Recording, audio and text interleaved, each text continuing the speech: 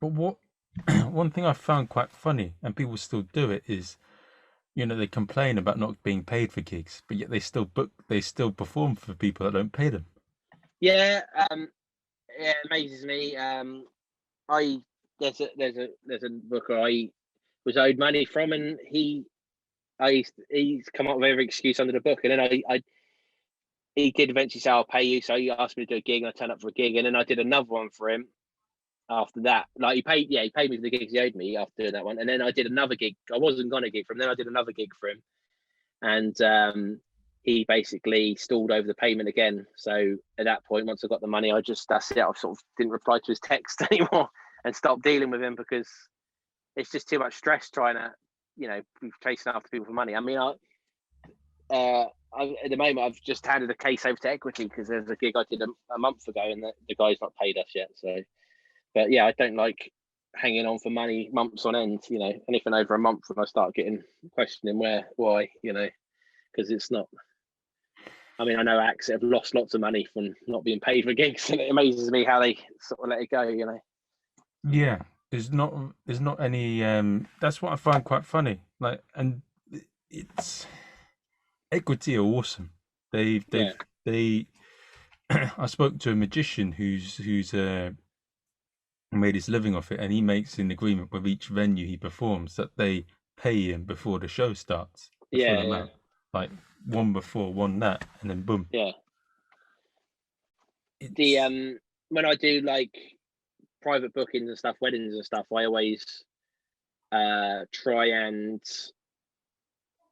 be trusted of the person, and they say, "Oh, do you want a deposit?" And I don't personally take a deposit.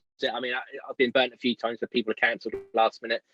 But when I do these bookings for this other website that I use, they take a deposit anyway. So, but and then I say in the instance, obviously you can pay us on the day, or pay us in the week leading up to it, and I'll send the details over.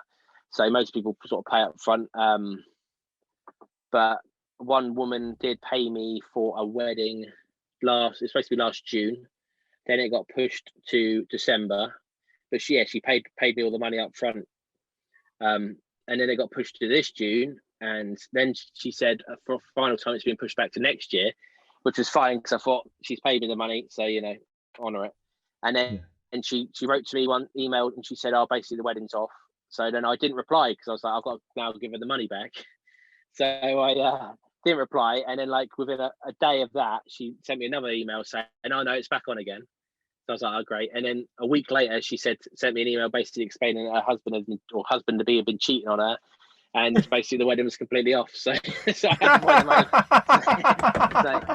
But yeah, because she booked it through this website, I just give her back less the deposit she paid then. So, but I think she was happy. So, but yeah, that's why I don't tend to take the money up front really, because obviously, like, especially what's happened last year, if I'd taken loads of money up front, I'd have to been finding to give it back to people, with things being cancelled left, right, and centre. So.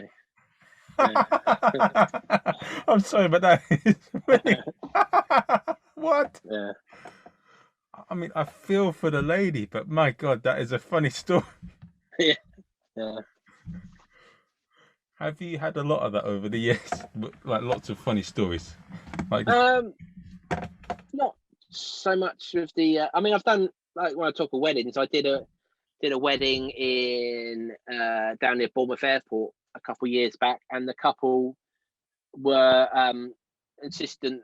Well, no, so that the job come in, it was advertised online. I saw it, and I thought I didn't sort of bother offering to do it, and then they contacted me direct because obviously they saw my profile on the site, and basically they asked me to present the wedding ceremony outside in the gardens of this house, a friend's house, and basically pretend to be like the minister overseeing the ceremony. So, and I'm not an actor or anything by any stretch of the imagination, but basically I went up, met up with them, and sort of got to know them a bit and stuff. And basically, yes, I presented this like wedding ceremony to them whilst everyone was sat on hay bales in the garden. And then from that, I then did like my act for like 20 minutes afterwards, and it was interesting. I mean, someone was videoing it, they had like a videographer there, but I've not heard from them since whether what the video came out like. But the guy was like insistent on connecting his microphone up and everything to get the audio.